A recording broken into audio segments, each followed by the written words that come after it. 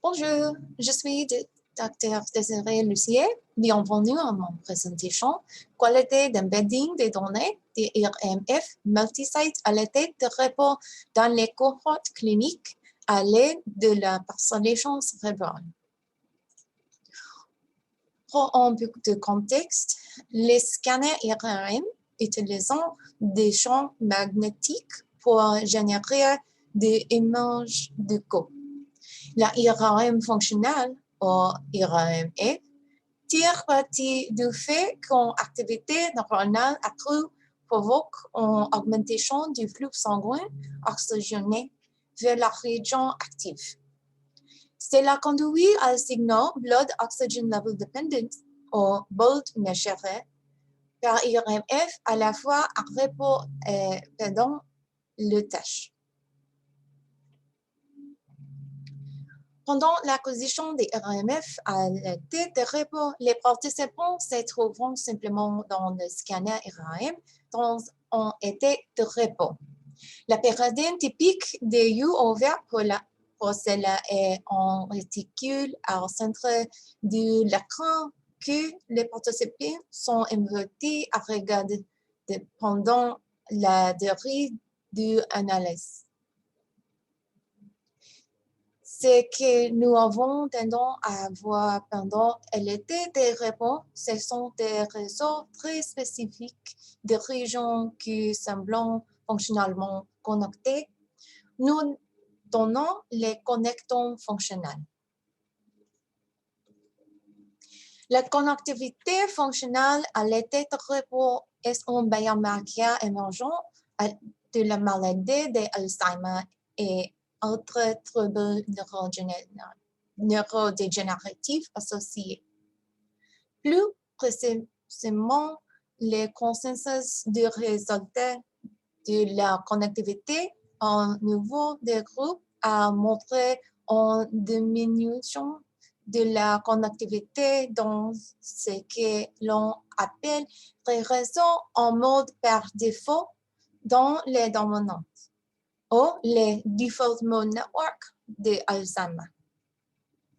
Dans le trouble cognitif léger, en connectivité accrue dans les réseaux mode par défaut et limbique ont été observés.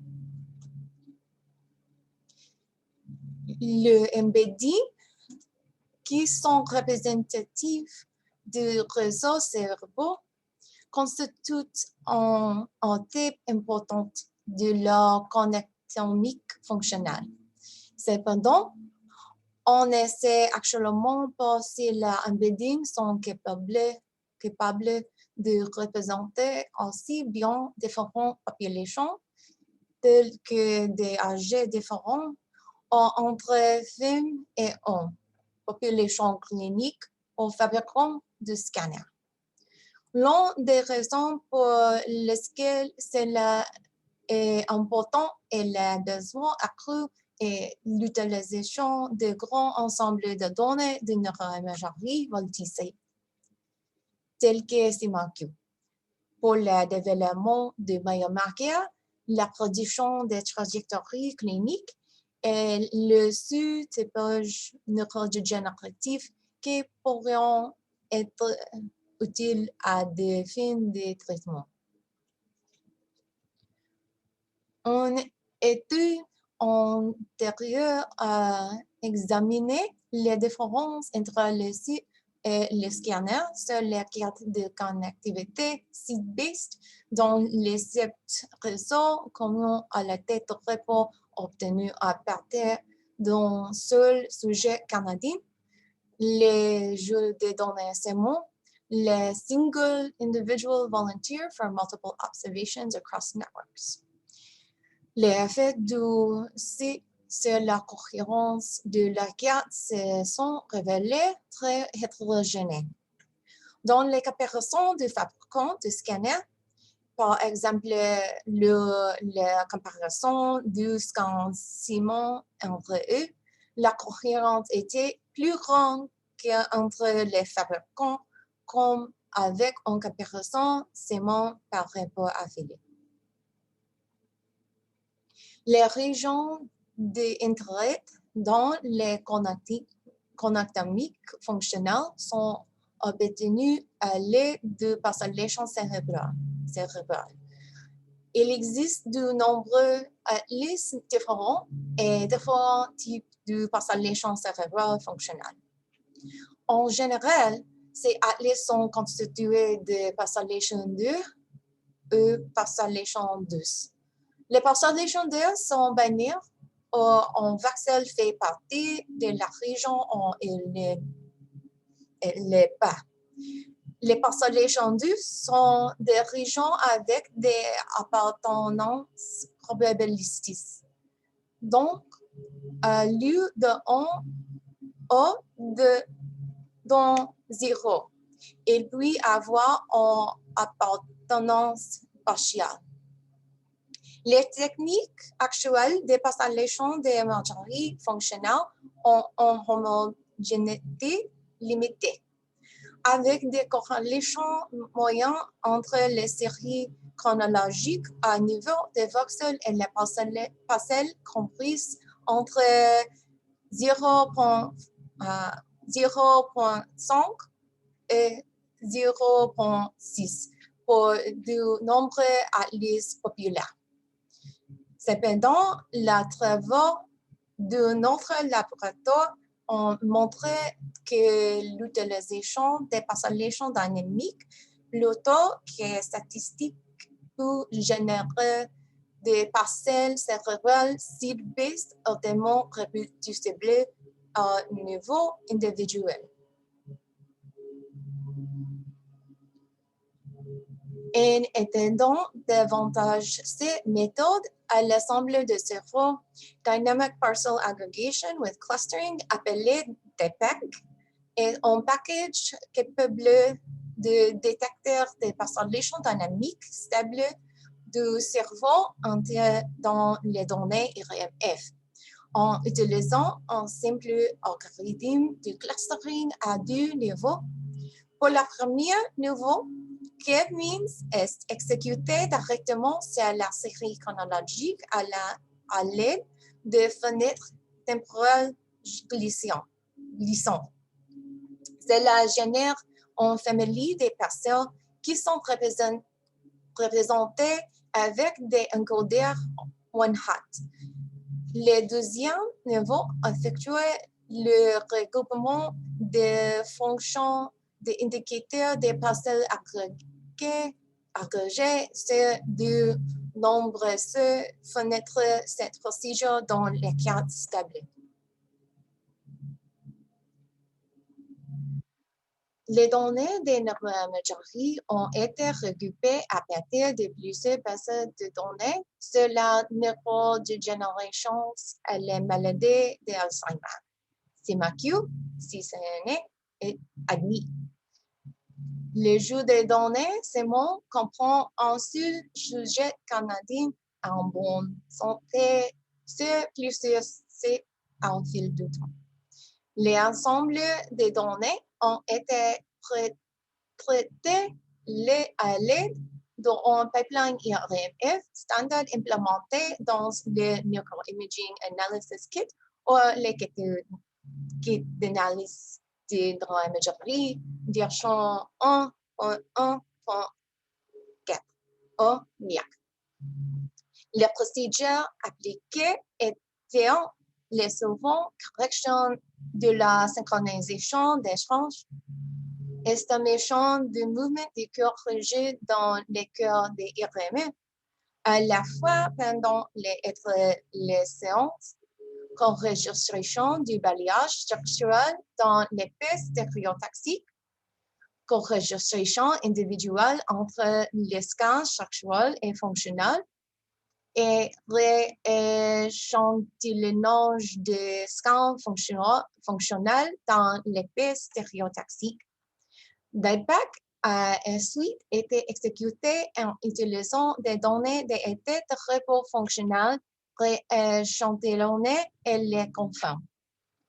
Les paramètres du modèle comprenaient ce sont 4 clusters, 1024 étaient, un Les sages de 8 mm ont été exécutés avec la template de matière grise de MNI.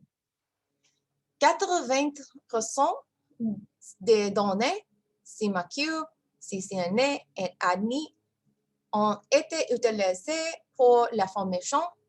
Les 20% restants et l'ensemble de données seulement étaient combinés pour le test.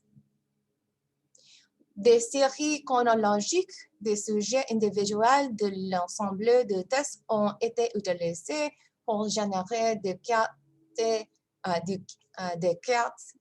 R carré à partir des modèles afin de quantifier la qualité de l'embedding.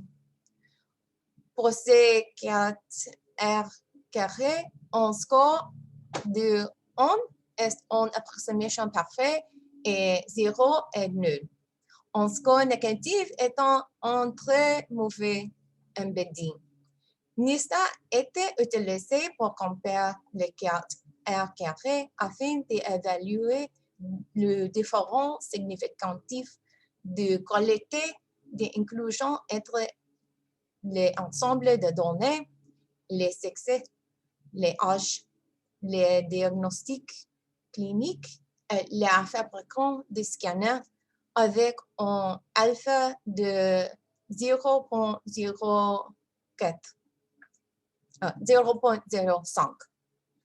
Une correction FTA a ensuite été appliquée à chaque comparaison. Le tracé Nylon était utilisé pour la visualisation des mappages R carré et des résultats de contraste. Conformément à l'étude mentionnée précédemment, les comparaisons des fabricants de scanners ont révélé des différences significatives entre Philips et Siemens, Philips et GE, et Siemens et GE.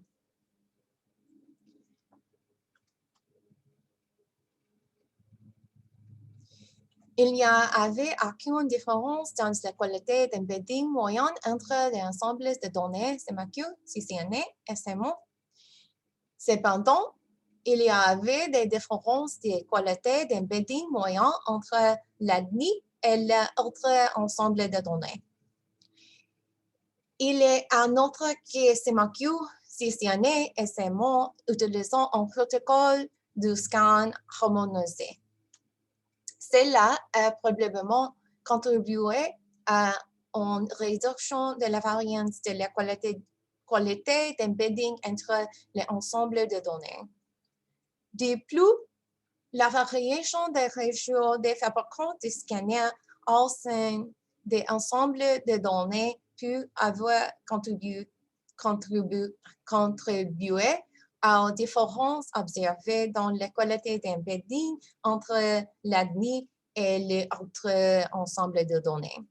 L'ensemble de tests pour CMAQ et CCNA qui présentaient les plus grandes différences avec ADNI avaient un nombre proportionnellement plus élevé de scans acquis sur les scanners Siemens. Le jeu ADNI, en revanche, avait un nombre proportionnellement plus élevé d'acquisitions de scanners Philips.